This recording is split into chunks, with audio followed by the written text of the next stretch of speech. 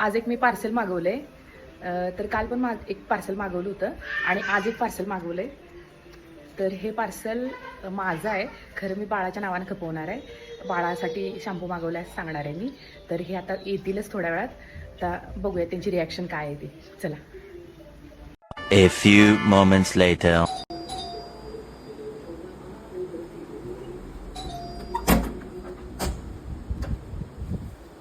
काय झालं? थकून आला शिला नाही? मग हे काय मागवल्यास?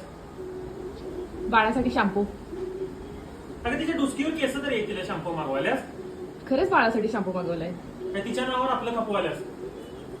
खरं सांग, तिच्या नावावर आपलं खपवायल्यास की नाही? नाही. काय अगं, माझा पगार किती? 2000 मागवाल महिन्याला मागवी त्या सामान 3000च. हा, त्या फ्लिपकार्ट वाल्याने सांग बाजूच्या रूम मध्ये येऊन राहा. त्या एजंटचा खर्च तरी वाचल. इथल्या इथे मागवायचं, लगेच बाजूने घ्यायचं. त्या बाळाच्या नावाखाली खपवाल्या, बाळा मागवाले म्हणून असं करून सगळा पगार सपिवल्या माझा आतापर्यंत. दर महिन्याला चालू आहे तुझं. हे पाटकं घालून फिरालोय